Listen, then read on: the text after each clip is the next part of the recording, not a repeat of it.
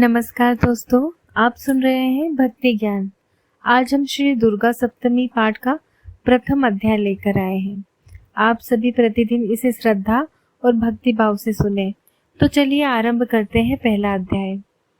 प्रथम अध्याय।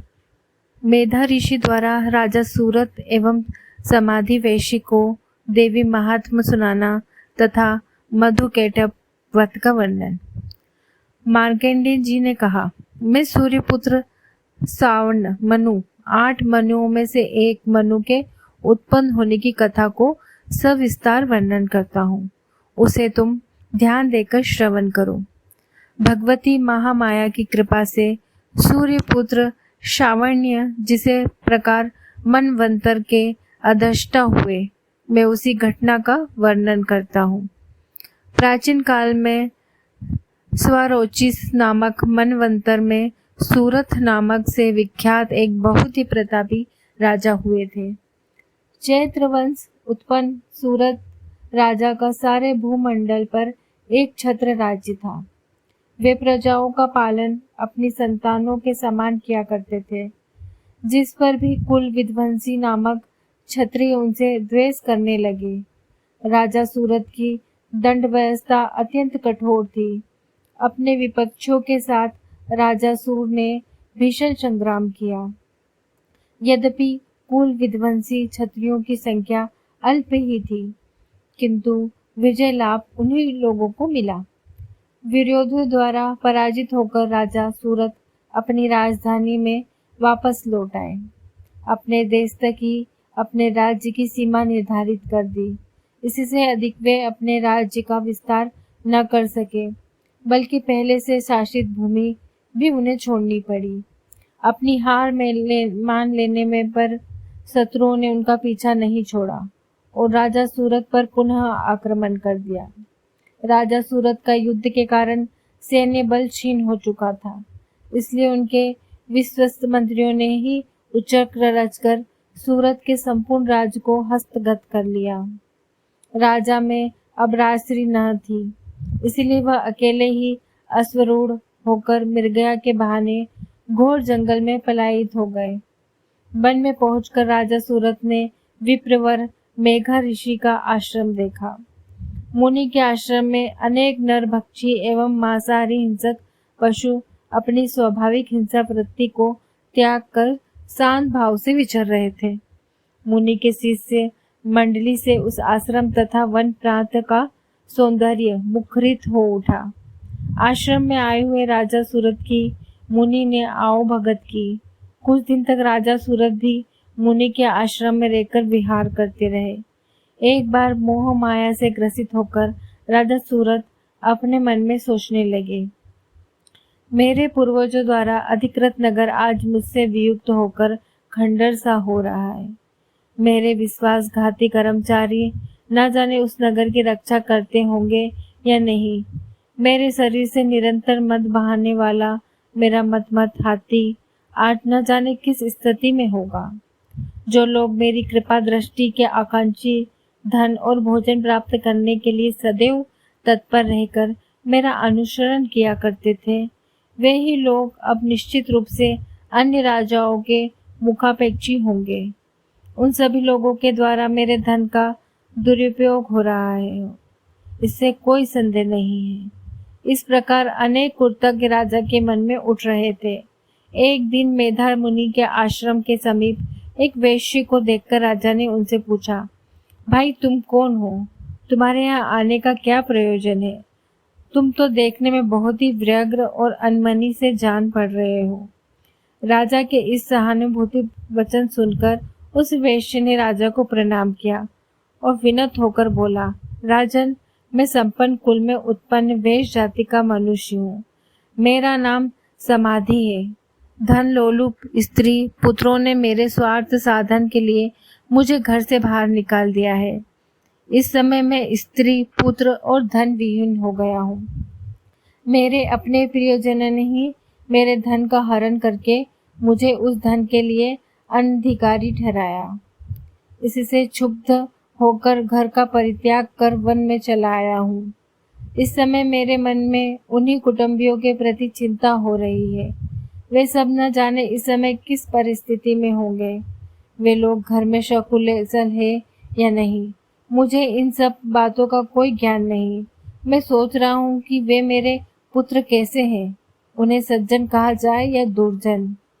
वैश्य की बात सुनकर राजा ने उसने प्रश्न पूछा, जिन प्रियजनों ने धन लिप्सा के कारण तुम्हें घर से निष्कासित कर दिया, उन स्वार्थ परायण स्वजनों के ऊपर तुम्हारी इतनी गाढ़ी ममता क्यों? वैश्य बोला, आपका यह प्रश्न उचित है। मेरा मन उन स्वार्थी कुटुंबियों की ममता छोड़ने को तैयार नहीं। अब मैं आप ही बताइए मैं क्या करूं? धन लोलुपता के कारण परिवार के जिन सदस्यों ने मेरी यह दुर्दशा की है, उन लोगों के प्रति मेरे मन में ममत्व की भावना है। हे महानुभाव, इतना जानते हुए भी न जाने क्यों मेरे मन में उन स्वार्थी लोगों के प्रति ममता बनी हुई है। इसके रहस्य को जानने की इच्छा रखते हुए भी इससे मैंने समझ नहीं पा रहा हूँ। उन लोगों के विरह से कातर होकर मैं आंसू बहा रहा हूँ, जिसके फलस्वरूप मेरे मन में उथल पुथल मची हुई है। कुटुंबियों का मुझसे कुछ भी लगाव नहीं है, फिर भी मेरा मन उन लोगों के लिए संतप्त है। समझ में नहीं आता कि मैं क्या करूं। मार्केंड जी ने कहा, हे ब्राह्मण, इस वार्ता की समाप्ति के बाद ही सूरत और समाधि नामक वेश्य एक साथ ही मेघा मुनि के सम्मुख उपस्थित हुए। मुनि के प्रति सम्मान प्रदर्शन करके वे दोनों वहीं बैठ गए। इसके बाद राजा सूरत और वैश्य में परस्पर कुछ बातचीत होने लगी। राजा ने कहा, भगवान, मैं आपसे एक निवेदन करना चाहता हूँ, कृपया आप उसे बताइए। मेरा मन स्वसा न रहने के कारण बहुत ही कलुषित है। जिस राजभोग के सुख से मैं वंचित कर दिया गया हूँ, उसी को पुनः हस्तगत करने के लिए मेरे मन में आकांक्षा बनी हुई है।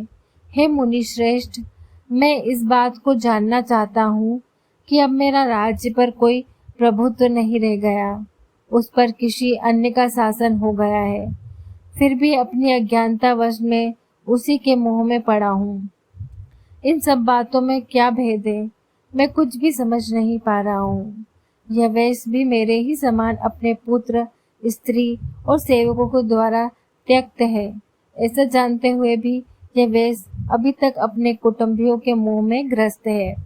अतः हम दोनों का मन इन सब बातों से बहुत ही खिन्न है। मेरा मन अभी भी भ्रमित हो रहा है।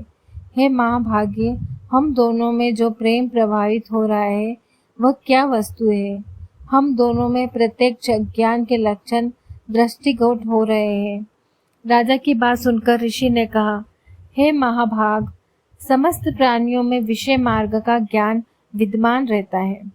उसी प्रकार सभी जीवों के विषय भी भिन्न भिन्न होते हैं। उदाहरण स्वरूप कुछ प्राणियों में दिवंस धाता बनी रहती है, परंतु इसके विपरीत कुछ जीव ऐसे भी होते हैं जिन्हें रात्रि में ही दिखाई देता है। यह बात बिल्कुल सत्य है।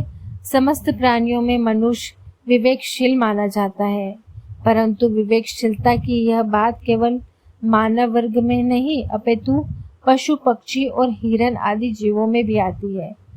जिस प्रकार मानव में समझदारी का भाव होता है, उसी प्रकार हिरण आदि जीवों में भी होता है। उदाहरण के रूप में तुम इन पक्षियों को ही ले लो। वे स्वयं भूखर रहकर अपने बच्चों को चोंचों में अन्न का कण डालकर उन्हें चुगाते हैं। हे राजन, क्या तुम्हें यह मालूम नहीं कि यह मनुष्य समझदार होकर भी लोभवश अपने के लिए हुए उपकार के बदले उपकृत होने के लिए पुत्र की इच्छा रखते हैं।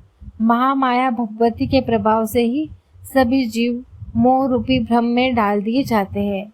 वही जीव जन्म मृत्यु के चक्र में डूबते उतरते रहते हैं। अंततः इससे आश्चर्य की बात नहीं है। जगनियता विष्णु भगवान की योग रुद्रा रूपिणी महामाया द्वारा ही है यह सारी सृष्टि आच्छादित हो रही है। जब वे प्रसन्न होती है तो मुक्ति लाभ का वर देती है। राजा ने पूछा, भगवान, जिन्हें आप महामाया कह रहे हैं वे कौन सी देवी है? उनका प्रादुर्भाव किस प्रकार हुआ? उनके क्या क्या चित्र है?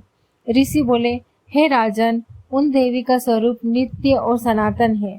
संपूर्ण विश्व उन्हीं का स्वरूप मात्र है। प्रलय काले जब समस्त ब्रह्मांड महासागर में लीन हो रहा था और भगवान विष्णु शेषनाग पर योग निद्रा में थे, तभी उनके कानों की मेल से मधु और केटव नामक दो भीष्म दैत्य उत्पन्न हुए। वे ब्रह्मा जी का व्रत करने को उगत हुए। ब्रह्मा जी ने भगवान विष्णु की योग निद्रा की स्तुति की। उसी समय वह योग निद्रा रूपिणी महामाया देवी को भगवान विष्णु के अंगों से प्रकट होकर सामने आ गई। देवी के प्रकट होते ही भगवान विष्णु जाग उठे। तब उन्होंने उन दोनों असुरों से 5000 वर्षों तक युद्ध किया। महामाया के प्रभाव से मोहग्रस्त होकर वे दोनों असुर प्रसन्न होकर बोले, हे विष्णु, तुम हमसे वर मांगो। भगवान ने कहा, यदि तुम सचमुच प्रसन्न हो तो मेरी यह इच्छा है कि तुम्हारी मृत्यु मेरे हाथों से हो।